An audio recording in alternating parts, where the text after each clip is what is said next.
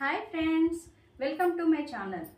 ఈరోజు నా జీవితంలో జరిగిన అనుభవం గురించి మాట్లాడాలనుకున్నాను.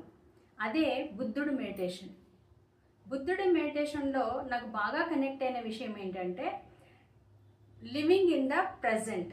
అంటే మనము ప్రజెంట్లో జీవించకుండా ఎవరైనా ఎప్పుడో జరిగిన విషయాల గురించి, ముందు జరిగే విషయాల గురించి ఆలోచిస్తూ వాటి గురించే మాట్లాడుతూ ప్రజెంట్ టైంను వృధా చేసుకుంటూ ఉంటాము.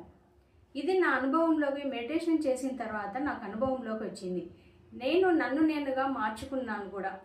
నాకు బుద్ధుడంటే చాలా ఇష్టం.